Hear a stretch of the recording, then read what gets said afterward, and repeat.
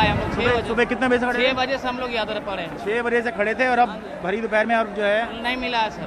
हमें खाना नहीं चाहिए सर, हमें गाँव जाना है, हम अपने जमीन में मरना चाहते हैं। 4 दिन से हम लोग सुन रहे हैं सर, 4-5 दिन से, मतलब कोई हद तक नहीं दे रहा। हम कह रहे पैसे भी ले लो हमारे।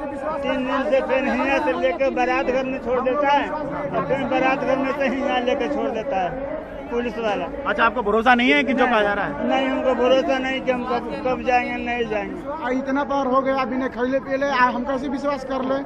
विश्वास की तो कुछ है नहीं सर। हमने रिपोर्ट भी करा रखा मेडिकल, हमें जो कोरोना ने हमें रिपोर्ट में मिला है। सर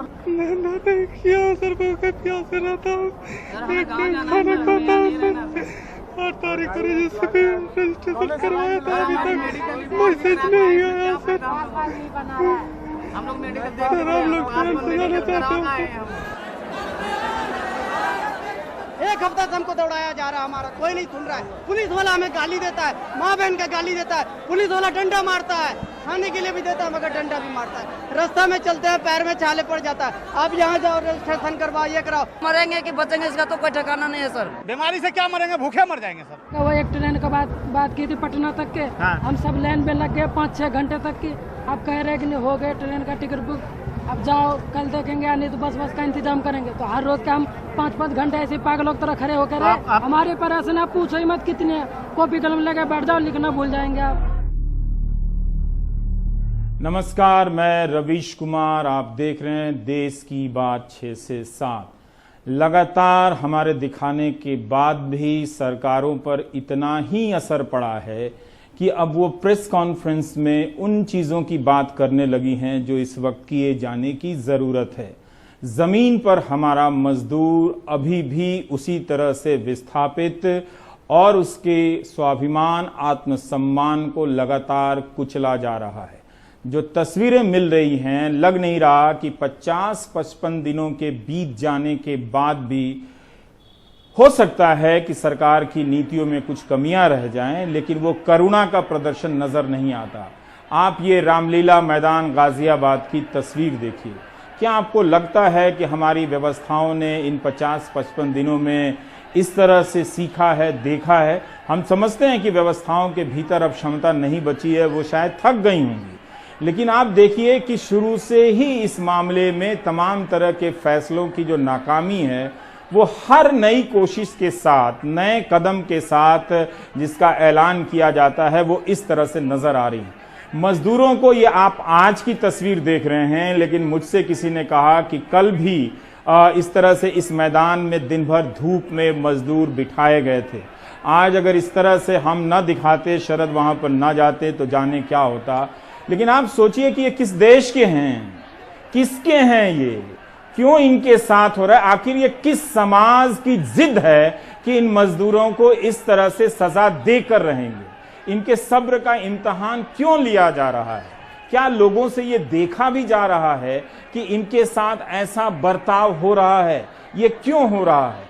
तो इस तरह से एक नया तरीका निकाला गया है कि आप जब घर जाएंगे तो हम आपका पंजीकरण करेंगे कि और आपकी लिस्ट बनाएंगे। तो ये प्रक्रिया आप सरल क्यों नहीं बना सकते? 10 अधिकारियों को, 20 अधिकारियों को जमा कर देते हैं और वहां पर हजारों की संख्या में मजदूर जमा हो जाते हैं। क्या होगा इससे? कितनी खतरनाक दयनीय स्थिति होती चली जा रही है। शरद हमारे साथ हैं और सोहित हैं, जो ठाणे के पास 3 हाथ नाका है वहां पर मौजूद हैं, और शरद हैं रामलीला मैदान में, जो दिन भर की जो उन्होंने तस्वीरें दिखी हैं। शरद, जरा सब बताइए कि क्या दिक्कतें आ रही हैं मजदूरों की तरफ से? बताइए कि कितने घंटे से यहां वो बैठे हैं, किस लिए बैठे हैं, किस तरह का काम करते थे? जो भी आपकी बातचीत हुई है मजदूरों से, वो हमें बताइए।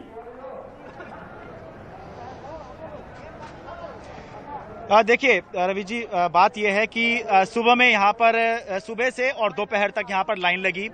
मजदूरों को ये बताया गया कि आपका रजिस्ट्रेशन होगा, आप पटना जाएंगे, रक्सौल जाएंगे, सहरसा जाएंगे। 3 जगहों के लिए यहाँ से ट्रेन थी, 3 ट्रेन थी, और करीब 1 बजे के आसपास ये कह दिया गया सभी को कि ट्रेन में जितने यात्री जाने थे वो फुल हो चुके हैं, बाकी लोग जो हैं वो बसों से जाएंगे। तो पूरे दिन लोग इंतजार करते रहे, लेकिन उसके बावजूद भी यहाँ पर लोग दर से दर भटकते रहे, लेकिन उनको ये नहीं पता चला कि वो कौन सी बस है जिससे वो पटना चले जाएंगे, सहरसा चले जाएंगे, रक्सौल चले जाएंगे। और अभी देखिए कि आप अभी एंकरिंग कर रहे हैं, मैं अभी रिपोर्टिंग कर रहा हूँ। कल हम सुबह क्या करेंगे हमें नहीं पता है, लेकिन ये जो लाइन देखिए फिर से लग गई है लाइन, अभी जो दोपहर में नहीं थी, ये लाइन फिर से लग गई है। ये लाइन अभी के रजिस्ट्रेशन के लिए नहीं लगी है, ये यहाँ से रजिस्ट्रेशन कराकर कोई पटना, रक्सौल या सहरसा, बिहार में कहीं नहीं जाएंगे। ये कल सुबह जो रजिस्ट्रेशन होगा उसके लिए अभी से लाइन लग गई है। आप बताइए कब से आप यहाँ पर आए हुए हैं, कब से इंतजार कर रहे हैं, कहाँ जाना है? कल से सर, कल से आप आए हुए हैं, कहाँ से? बहादुरगढ़ से। बहादुरगढ़ से यहाँ कैसे पहुंचे आप? तो पैदल तो आया यहाँ तक, आनंद विहार तक।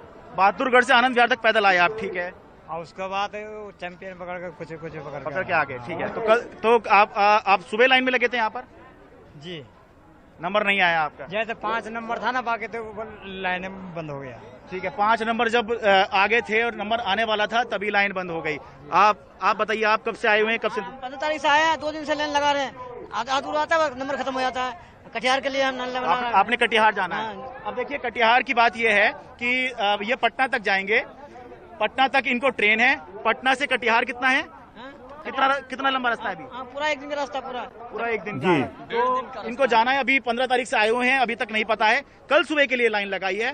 तो पहली बात तो पटना जाने का नहीं पता है, और जब पटना पहुंच जाएंगे तो उसके आगे कटिहार कैसे जाएंगे ये भी अभी इनको नहीं पता है, क्योंकि इनको ऐसा लगता है कि कुछ मिल जाएगा, लेकिन क्या मिलेगा ये पता नहीं है। और इस बीच में ये देखिए, सोशल डिस्टेंसिंग की हम सुबह से बात कर रहे हैं, लेकिन इस रामलीला मैदान में शायद पुलिस प्रशासन का इस तरफ ध्यान ही नहीं है। अगर ध्यान होता तो सोशल डिस्टेंसिंग भी मेंटेन होती, यहाँ पर सैनिटाइजर भी दिखते और एक पूरी व्यवस्था दिखती, जिससे एहसास होता कि हम कोरोना काल में जी रहे हैं। लेकिन ऐसा कुछ नहीं है, सब सामान्य है। ना तो टेंट भी यहाँ पर अगर लगे होते तो मान लेते कि मजदूरों के लिए कुछ किया गया है।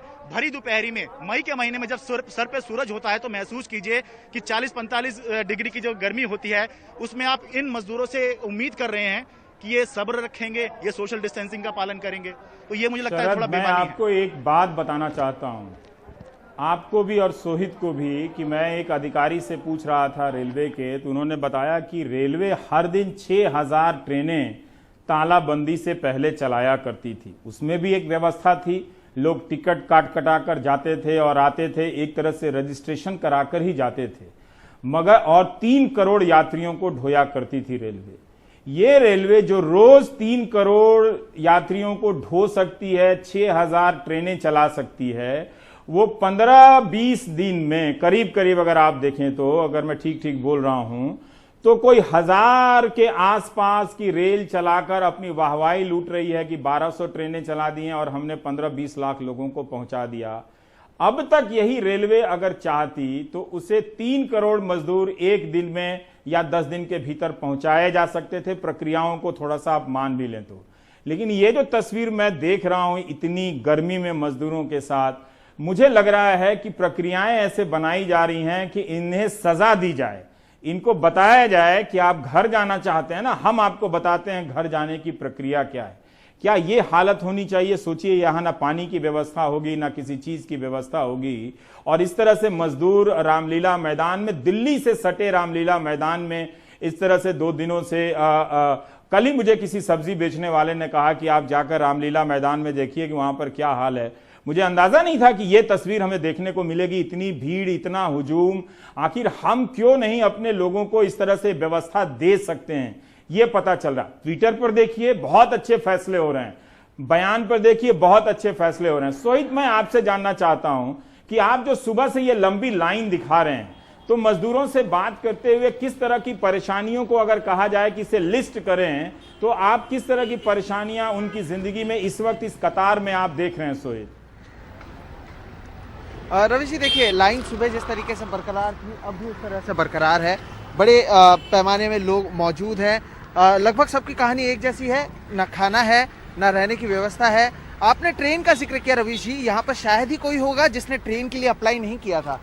3 लॉकडाउन बीत गए, हर किसी ने अप्लाई किया था। जब कोई जवाब नहीं मिला तब उसके बाद ये जो लोग हैं वो अब यहाँ पर 12 से 14 घंटे कम से कम एक आदमी रह रहा है, और उसके बाद यहाँ पर जो है रजिस्ट्रेशन अब तक नहीं हो पा रहा है। 12 से 14 घंटे के बाद रजिस्ट्रेशन होगा, उसके बाद बसों से छोड़ा जाएगा। हम कुछ लोगों से बात करते हैं रवि जी, ताकि आपको भी समझ में और लोगों को भी समझ में आएगा कि आखिर कहानी क्या है। आप लोग कितने बजे सुबह आए यहाँ पे? 5 बजे 5 बजे आप आए, आप 7 बजे आए।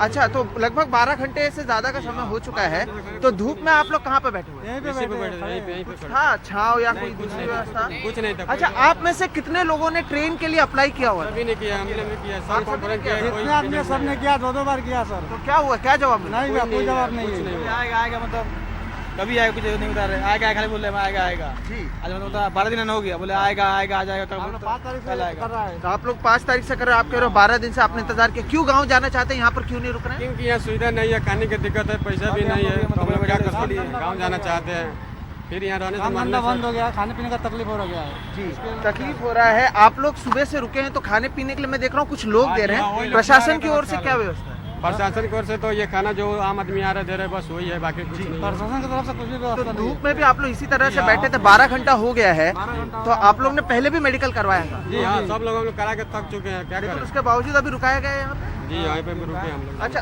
रवि जी देखिए, 12 घंटे से ज्यादा समय हो चुका है, धूप में रुके थे, कई लोग मदद कर रहे हैं, ऐसी बात नहीं है कि यहाँ पर कम से कम मुंबई और थाने में लोग मदद कर रहे हैं, लेकिन वहाँ पर दूसरी तरफ अगर मैं आपको दिखाने की कोशिश करूँ तो 2 ST बस लगे हुए हैं, लगातार बसेस आ रहे हैं। अब दिक्कत ये हो रही है कि हजारों की तादाद में लोग हैं, करीबन 1 से 1.5 किलोमीटर तक ये लाइन जाती है और वहाँ पर रजिस्टर करने के लिए केवल 2 लोग हैं।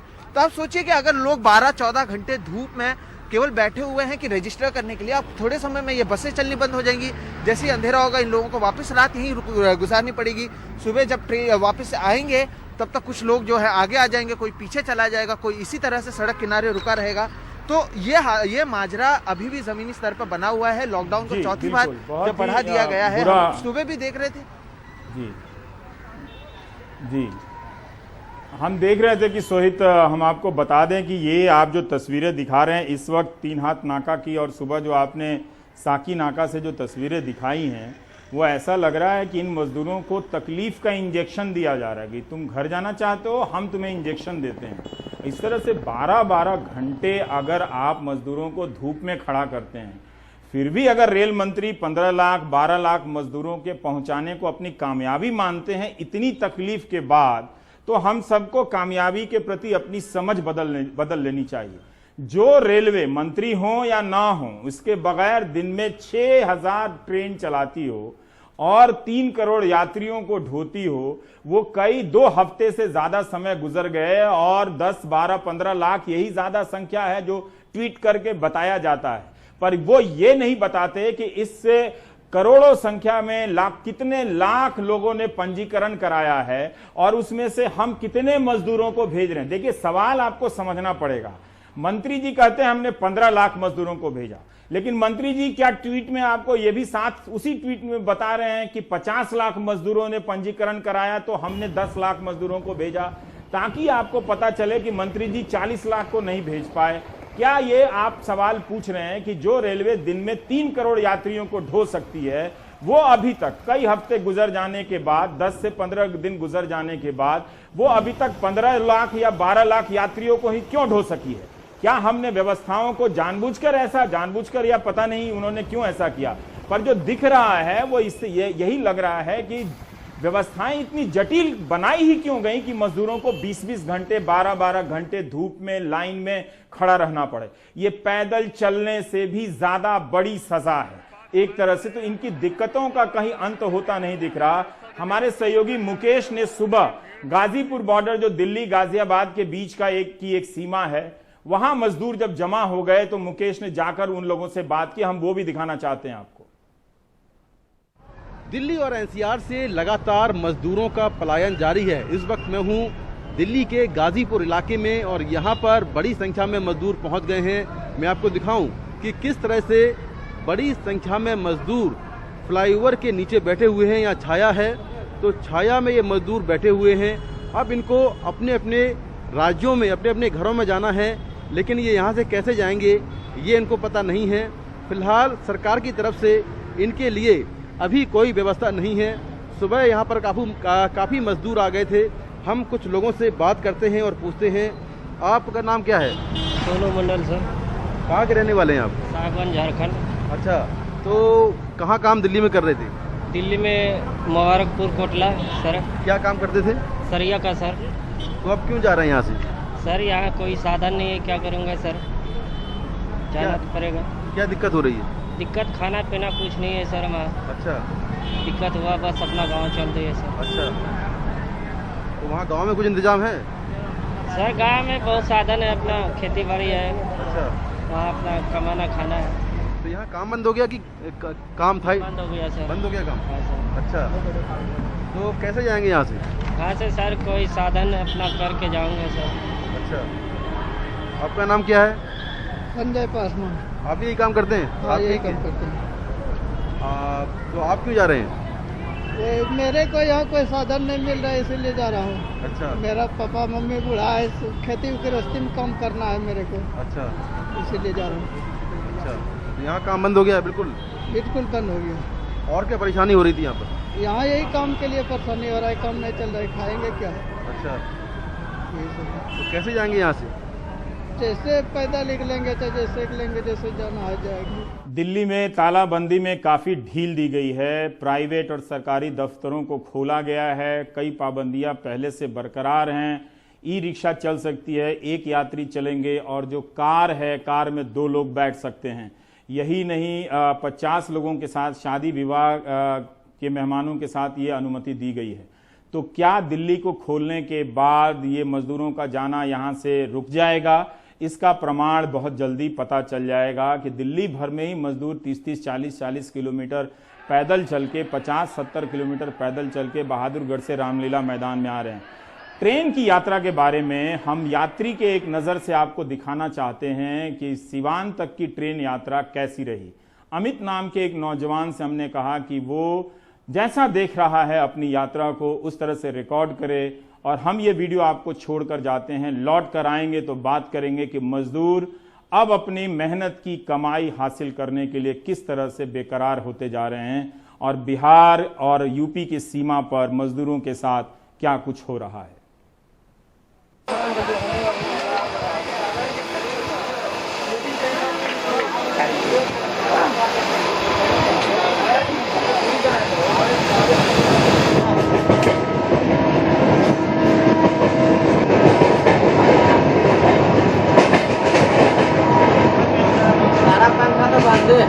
हाँ, सारा पंखा बंद।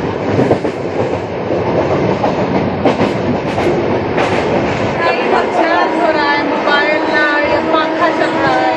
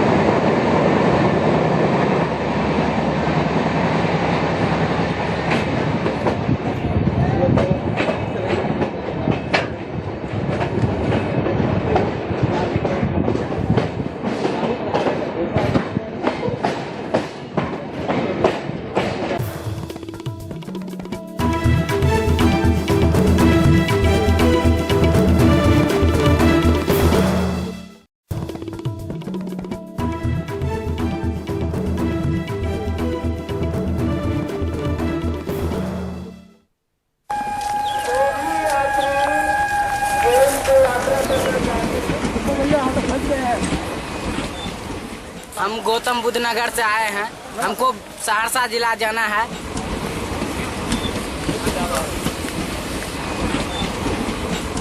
ये बैग लगा है नंबर के लिए, सीरियल नंबर के लिए। ट्रेन उस हिसाब से आएगी, उस हिसाब से हम लोग ट्रेन में बैठेंगे। नहीं, खाना का व्यवस्था कुछ कीजिए, यहाँ पर जनता लोग को पैसे वैसे नहीं है हमारे सबके पास। पुलिस का काम है पब्लिक का रक्षा करना। पुलिस समझ नहीं रहे हैं और बेफालतू का डंडा मार देते हैं।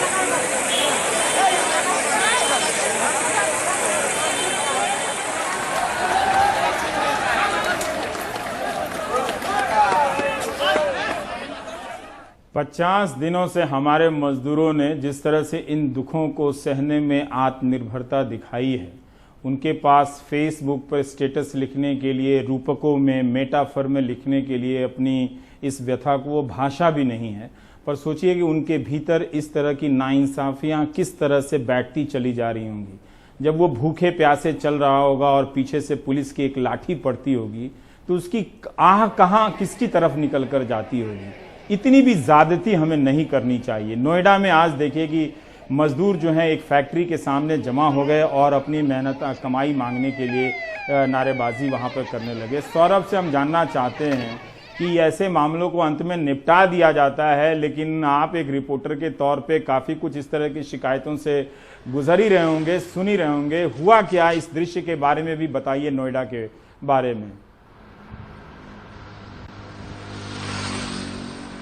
जी रवीश, अभी हम उसी फैक्ट्री के पास हैं और इस वक्त मजदूर चले गए हैं लगभग 12 बजे के करीब। असल में इस कंपनी का नाम है ओरिएंट और ये यहाँ पर गारमेंट जो डिज़ाइनिंग है वो होती है और लगभग आज 250 से 300 यहाँ के कर्मचारी थे जो इकट्ठा हो गए और इनका ये आरोप था कि इस कंपनी ने उन्हें मार्च की तनख्वाह नहीं दी, अप्रैल की तनख्वाह नहीं दी और जो फरवरी का ओवर टाइम था वो भी नहीं दिया, जो इनका हक है वो भी नहीं दिया, जबकि मार्च में उन्होंने 20 से 21 दिन काम किया वो भी नहीं दिया। और जब इनको खबर लगी ये सुबह कि जो कंपनी के लोग हैं वो कुछ सामान निकाल कर जा रहे हैं और यहाँ ये भी पता चला इन लोगों को कि ये लोग यहाँ खाली करके चुपचाप कंपनी बंद करके जा रहे हैं, तो इनका गुस्सा फूट पड़ा।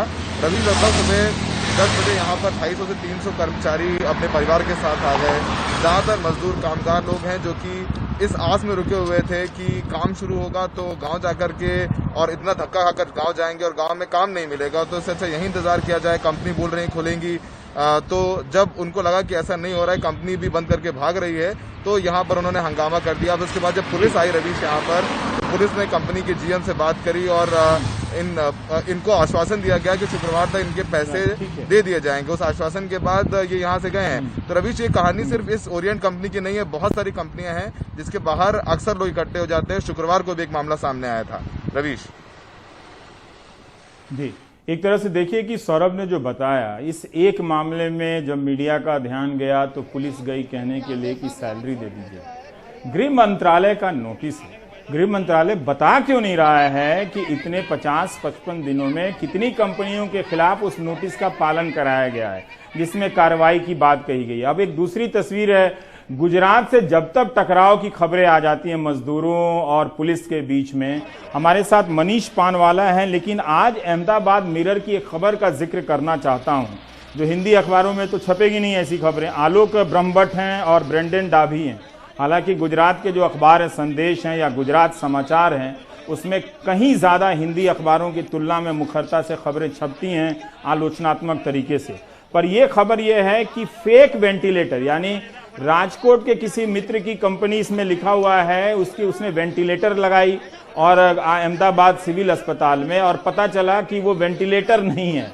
तो फेक वेंटिलेटर का भी उद्घाटन अगर ये हुआ है तो सचमुच इस शर्म को हम कहां ले जाएं और किसके चरणों में रख दें ताकि जिंदगी भर आंख में जो पानी है उसका अफसोस ना करना पड़े। मनीष पानवाला है। मनीष, आप जरा गुजरात में होते हुए टकरावों के बारे में और जो ये अहमदाबाद में हुआ है इसके बारे में भी बताएं। आप काफी कुछ जानते हैं अहमदाबाद और गुजरात के बारे में।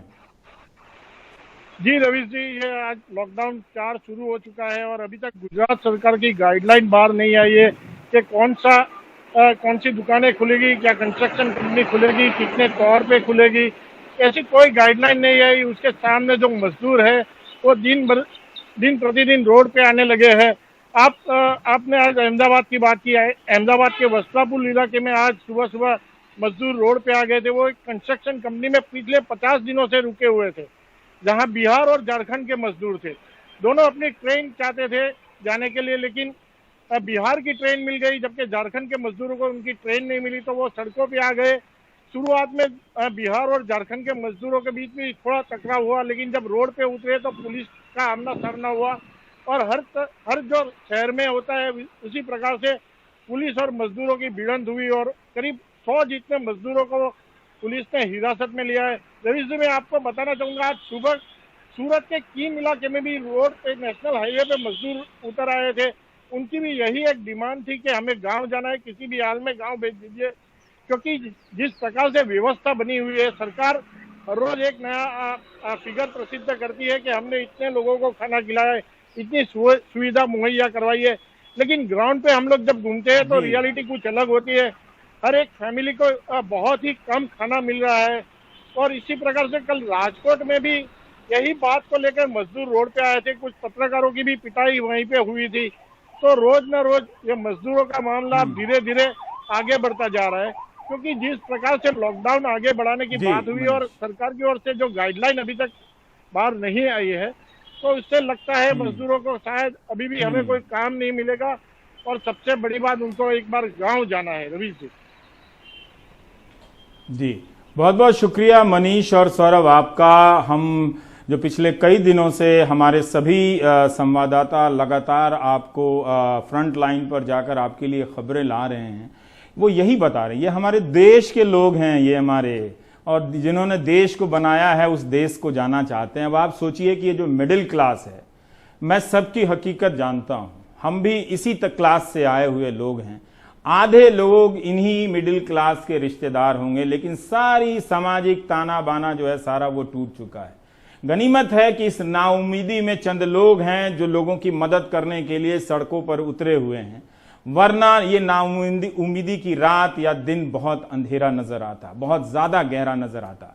नगमा ने आज दिल्ली के बसंत कुंज इलाके में मजदूरों की भीड़ देखी। पंजीकरण की तालाबंदी हो रही है, रजिस्ट्रेशन के नाम पर रजिस्ट्रेशन कराओ। एक तरह से आप देखिए तो लाइसेंस राज के जमाने में, कोटा राज के जमाने में जो एसटीडी बूथ पर हम खड़े होते थे, वो दिन लौटा दिया गया है। इतना ज्यादा डिजिटल इंडिया का दावा किया जाता था, मगर इन मजदूरों को रजिस्ट्रेशन कराने के नाम पर घंटों लाइन में लगाओ और फिर कई दिनों का इंतजार कराओ। और जो रेलवे 3 करोड़ लोगों को एक दिन में ढोती थी, वो आजकल वाहवाही इस बात की ले रही है कि 10 दिन में 15 लाख लोगों को ढो रहे हैं। लगता है कि इस देश में मेरे अलावा सारे देश का गणित गड़बड़ा गया है, सारे लोग मेरे साथ साथ गणित में कमजोर हो गए हैं। देखिए ये, और ब्रेक के बाद लौटते हैं।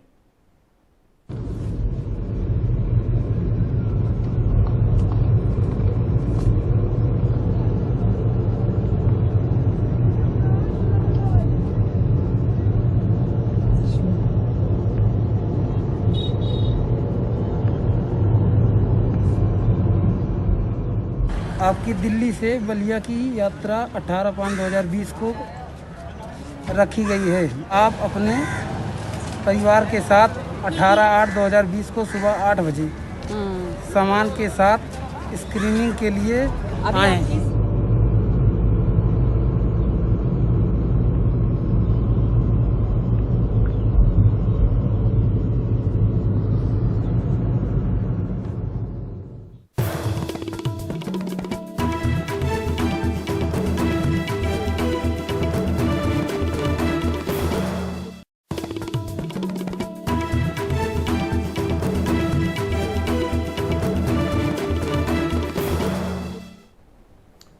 आपको रेलवे की क्षमता के बारे में बताता हूं कि पीयूष गोयल के नेतृत्व में यह मंत्रालय कितना अच्छा काम कर रहा है। 2019 के चुनावों को देखते हुए रेलवे ने करीब 1 लाख भर्तियां निकाली, टेक्नीशियन की और ऑटो लोको पायलट यानी जो ट्रेन चलाते हैं। इम्तहान हो गया, रिजल्ट आ गया, सारी प्रक्रियाएं पूरी हो गई। मतलब कई महीनों, बल्कि कुछ मामलों में तो साल भर से ज्यादा की देरी हो चुकी है और ज्वाइनिंग नहीं हुई है। जो लड़के अपना नाम लिस्ट में देख चुके हैं, वो दिन भर सुबह उठते हैं और मुझे एसएमएस करते हैं कि मेरी नौकरी की आवाज कहीं उठा दीजिए। लेकिन नौकरी के मुद्दे को नौजवानों ने भी खत्म किया, और देखिए कि सरकारें भी किस तरह से ध्यान नहीं देती हैं। तो ये एक बात हुई। रवीश रंजन जो है इस वक्त बिहार यूपी के बॉर्डर पर है। रवीश, आप बताएं कि वहां आपने क्या सरकार को किस तरह से काम करते हुए देखा और मजदूरों को किस तरह से सरकार के सामने या उसके कारण लाचार होते हुए देख रहे हैं, परेशान होते हुए देख रहे हैं आप? जी देखिए रवीश जी, अगर हम उत्तर प्रदेश और बिहार के सरकार की बात करें तो आज हम जो है वो कैमूर और चंदौली के बॉर्डर पर थे।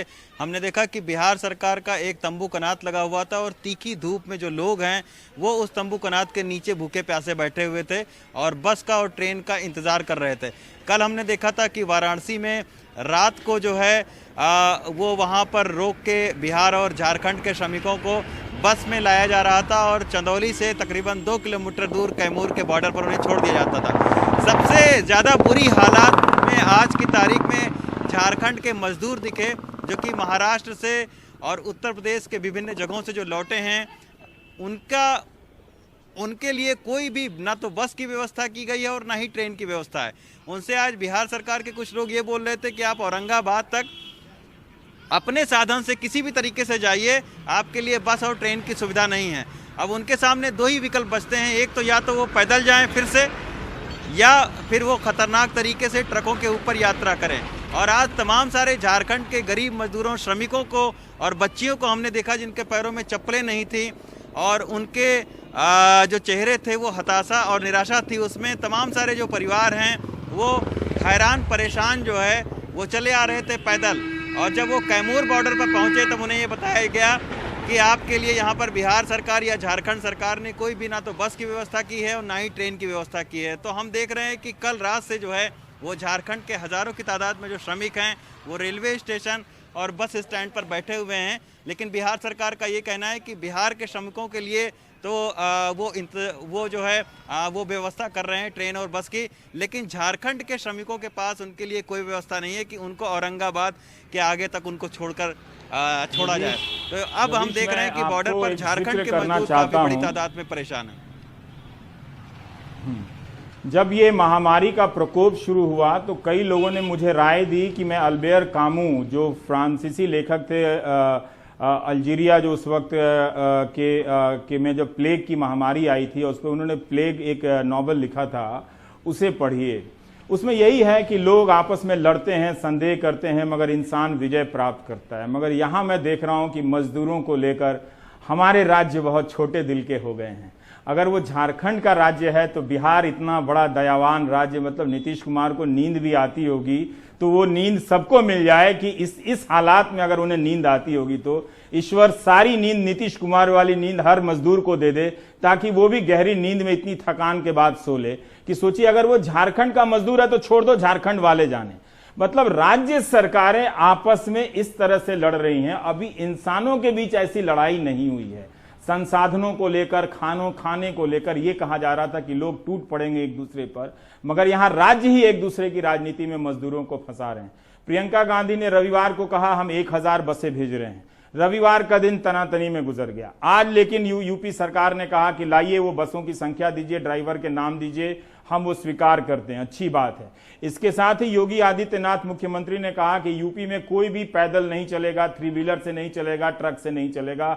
पहले भी कई बार वो कह चुके हैं और वो ज्यादातर बाकी मुख्यमंत्रियों की तुलना में वो बसों का इंतजाम कर भी देते हैं, पर ये स्केल बड़ा था। अब उन्होंने 200 बसें देने का प्रावधान किया है कि हर डीएम के पास ये बसें होंगी और लोगों को पहुंचाया जाएगा। लेकिन दूसरी तरफ हम रामलीला मैदान गाजियाबाद में देखते हैं कि हजारों की संख्या में मजदूर हैं।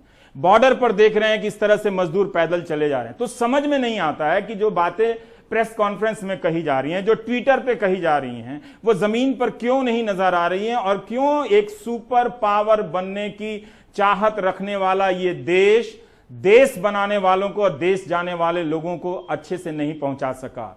ये नाकामी उसके लंबे समय तक उसके पांवों में चुभती रहेगी। याद रखिएगा, ये मजदूर ये डिजर्व नहीं करते थे। उनका इस तरह से अपमान नहीं किया जाना चाहिए था और ना ही अपमानित होते हुए किसी को देखना चाहिए था। ब्रेक के बाद जब हम लौटेंगे तो कुछ और बातें करेंगे।